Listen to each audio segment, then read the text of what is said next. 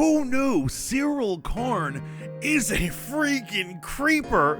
Damn, that was cringe as Welcome to Voice of the Fat Mantis and my review of episode 9 of Andor. Now we're going to start this episode talking about Dedra Meero of the Imperial Security Bureau because her story immediately goes into Cyril Karn, someone I just brought up as my opening gag. I cannot believe that they went a certain direction with this show. Now the biggest thing that's hanging and haunting over this show is ultimately there was no action this week. No action this week. Truly upsetting.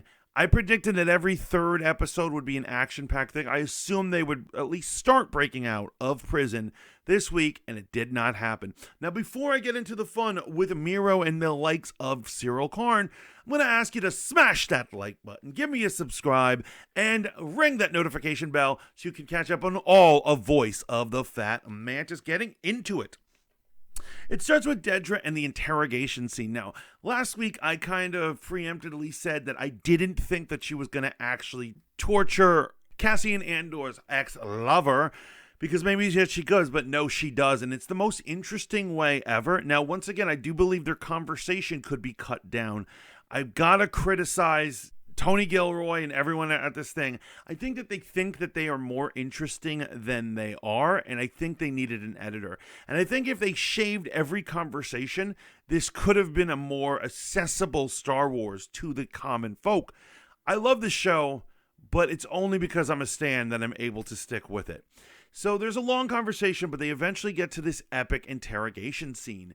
And the interrogator's like this nerd, and he's talking about this alien race that they eventually destroyed, and it's creepy and it's weird, and they just bring out a futuristic headset, and it's the high-pitched whines of the children of this extinct race that the Empire destroyed while they are in the middle of death, crying for help.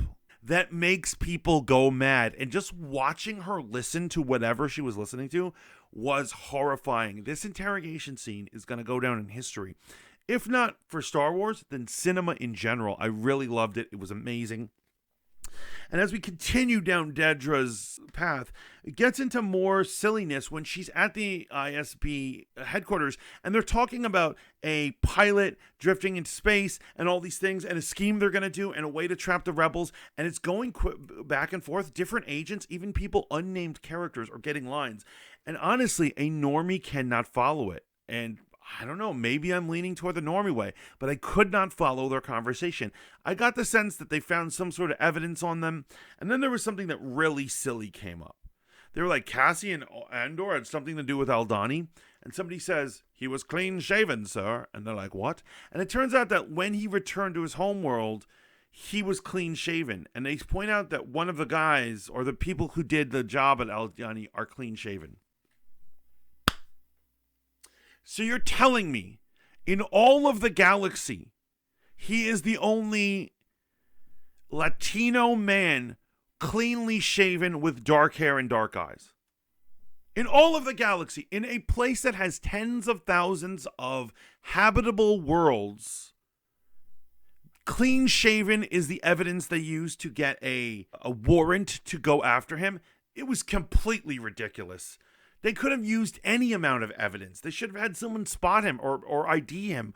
But the fact that it's just clean shaven, that was just not excellent. Not excellently done, guys. And so then they head in a direction that we were not expecting. This is it, her encounter with Cyril Karn. Now, Cyril Karn seems to be stalking her, something she is not happy with, and he wants to team up with her. And she's like, I could have you arrested. You're lucky I got you your name cleared, and I got you a promotion. Leave me alone, bro. And he just starts acting like the super creeper. He admits to stalking her, and he says, ever since you interrogated me, I know that there is beauty and justice in this galaxy, and I can't stop thinking about you. And I'm like, you are a super creep. I think a lot of people were hoping he would join the Rebel Alliance, and there was good within him. I think that now that he's a stalker, no one wants that. And I don't even think that's his path. As I've said before, I am going to go out on a limb, and I really do think that Dedra Meero is his sister. And at the end of the day, she doesn't want someone tagging along with her, who's going to try to arrest or kill her brother. I think she's trying to get him out of trouble. and that's what her fanaticism is.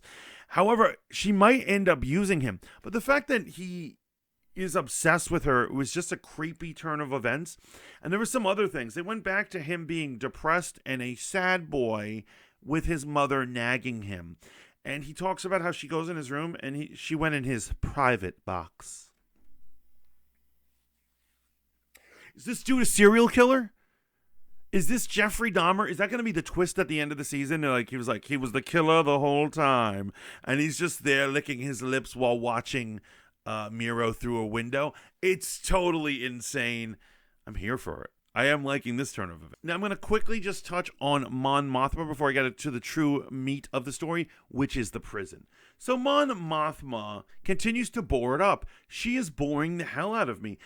I don't even know where her story is going. They're talking about banking and banking transactions and how to fund the rebellion, and I dig it, and it's all boring, and only one thing came out of her sequence, and that's that we discover that Blondie, her name escapes me because they don't drop it enough, turns out to be her actual biological cousin, and she comes for a visit, and so she's part of the aristocracy of Coruscant, but also on the sidelines, getting into the ditches and being kind of Princess Leia-like, where she gets her hands dirty as a rebel. And that was interesting, because really the only things that I'm interested in is, will Cyril Karn turn out to be a serial killer who stalks women?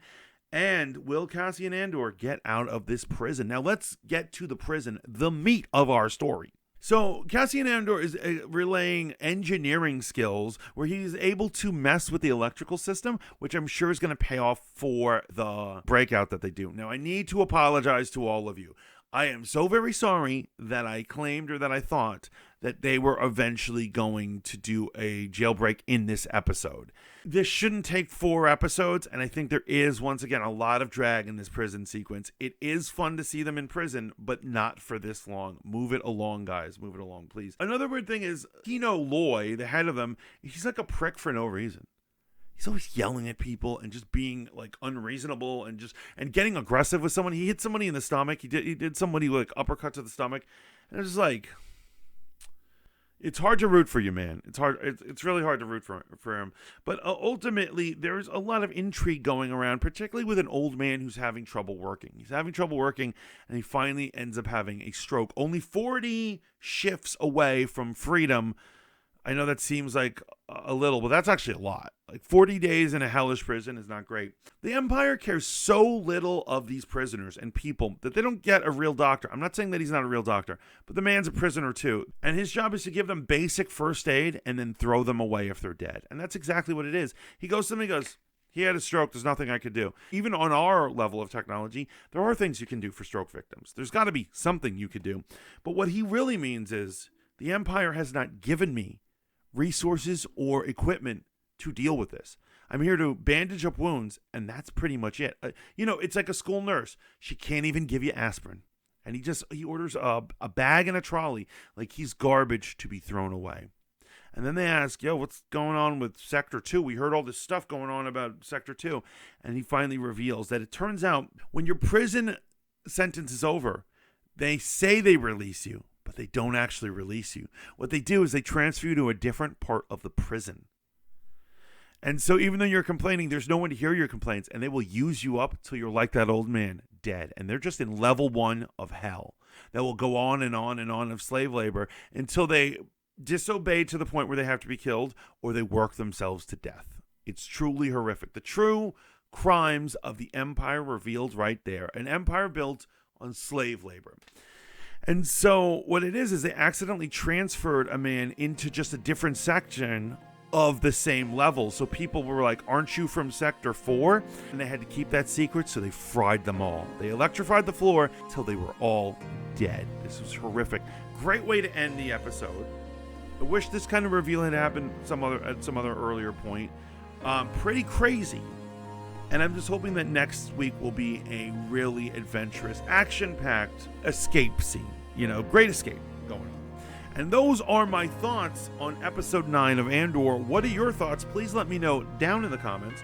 Remember to smash that like button, give me a subscribe, and ring that notification bell for all the reviews of Andor, analysis of Star Wars, utter nerddom, and all the nerd news that's fit to print. Till next time, ciao. For now.